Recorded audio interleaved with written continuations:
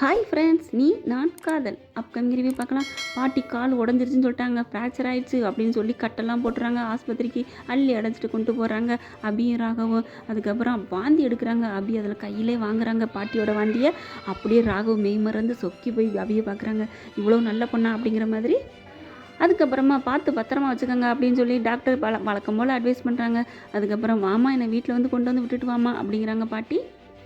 இல்லை பாட்டி, நான் இப்படி பாட்டி அங்கே வருதுன்னு அப்படி சொல்கிறாங்க. எனக்கா வாயம்மா அப்படிங்கிறாங்க. அப்படியே நிற்கிறாங்க. அப்படியே ராகவை பார்க்குறாங்க.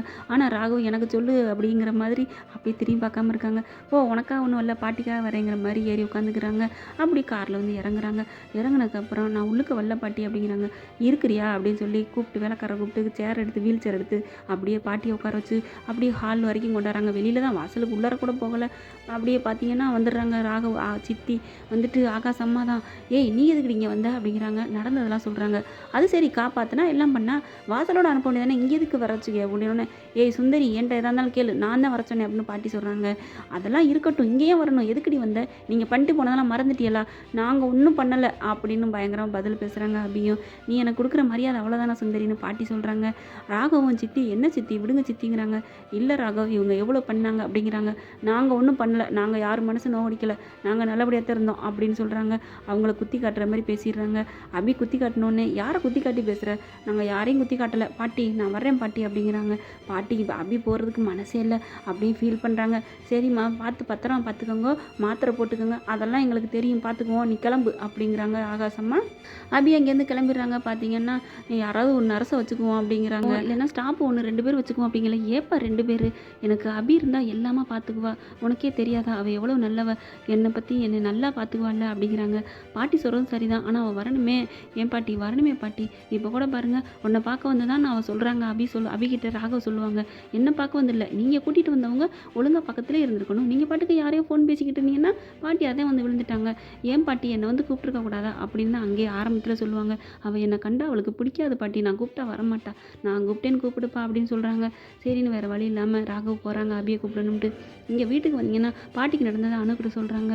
எனக்கு பாவமாக இருக்குது அப்படின்னு சொல்லிட்டு இருக்கேன். ஏண்டி, இப்போ ஏதாவது அப்பாவுக்கு நான் தெரிஞ்சு துரோகம் பண்ணுறேன்னா, அப்படிலாம் இல்லை, அப்போ உன் காதில் மண்ணை போட்டு மூடிடுறியா, அப்படி இல்லை அபி, அப்புறம் என்ன, நீ அந்த வீட்டுக்கு போய் மருமகளாக போய் அவங்க மனசையெல்லாம் மாற்றுக்கா அப்படிங்கிறாங்க. அப்பா அதெல்லாம் ஏற்றுக்குவாங்க, நீ ஏன் அதை பற்றி கவலைப்படுற, உன் காதலை மட்டும் நீ நல்லபடியாக வச்சுக்கோ அப்படிங்கிறாங்க.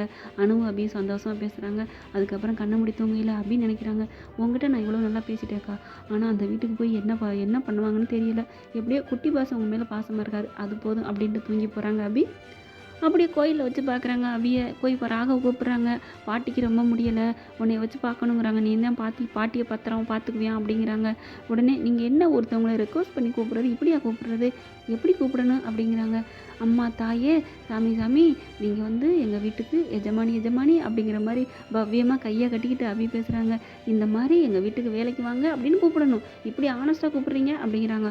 எல்லாம் என் நேரம் அப்படின்னு ராகவ மனசில் வந்துக்கிட்டு, இங்கே பார், பாட்டி கூப்பிட்டாங்க, வர்றதா இருந்தால் வா, வரலைன்னா இரு, உன் இஷ்டம் அப்படின்னு சொல்லிட்டு மிடுக்க அங்கேருந்து கிளம்புறாங்க. என்ன இது டென்ஷன் பாட்டி பயங்கரமாக முறுக்கிக்கிட்டு போகுதே அப்படின்னு அபி பார்க்குறாங்க. அதுக்கப்புறம் அஞ்சலியும் வந்து கூப்பிட்றாங்க. எனக்கு வந்துருமா, பாவம் பாட்டி ஒன்னே நினச்சி அழுதுட்டு இருக்காங்க, வேதனைப்படுறாங்க, காலெல்லாம் வலிக்குதுங்கிறாங்க. ஏன்னா வீட்டில் பார்த்தீங்கன்னா ஆளுக்கு அவங்கவுங்க வேலையை பார்க்க போயிடுறாங்க. பார்த்தீங்கன்னா சமயக்காரர் வந்து பார்க்குறாங்க வேலைக்காரவங்க, இருந்தாலும் அவரும் ஒரு வேலைன்னு போயிடுறாங்க. கீழே விழுந்துடுறாங்க பாட்டி. அங்கே சித்தி ராகவில்லா வந்து, ஏன் சித்தி பிள்ளைங்க ஏன் பார்க்க மாட்டிங்களா, நாங்கள் பார்த்துட்டு இருக்கோம், ஏன்னா வேலைக்காரனை பார்த்து அந்த திட்டுறாங்க ராகவ் சித்தி, இப்படிலாம் நடந்துட்டுருக்கே நாங்கள் அப்படியே அஞ்சலி போய் சொல்கிறாங்க. பாவம் விழுந்துட்டாங்க பாட்டி, ஆளுக்கு யாருமே கவனிக்கலம்மா, நீ வாமா அப்படின்னு சொல்லி அப்படியே கெஞ்சி கூப்பிட்றாங்க. சரின்னு சொல்லி யோசிச்சு பார்க்குறாங்க. பாட்டிக்காகவும் அஞ்சலிக்காகவும் அதை விட நம்ம வீட்டு செலவுக்கு வேணும், என்ன அதுவும் ஒரு வேலை தானே, நான் வர்றேன்க்கா அப்படின்னு சொல்லிட்டு அங்கே வீட்டுக்கு கிளம்புறாங்க. வீட்டுக்கு பார்த்த கையோட அப்படியே அவங்க சித்தி இருக்காங்களே, ராகவ் சித்தி செம்ம காண்டாடுறாங்க. இவ்வளோ எதுக்கு இங்கே கூப்பிட்றாங்களே, வேணான்னு சொன்னால் கேட்க மாட்டேங்கிறாங்களே அப்படின்னு புலம்பி தள்ளுறாங்க. ஓகே ஃப்ரெண்ட்ஸ், பார்க்கலாம் என்ன நடக்குதுன்னு. உங்கள் பொண்ணான கையில் ஒரு லைக்கை போட்டு சப்ஸ்கிரைப் பண்ணிடுங்க. Thank you friends.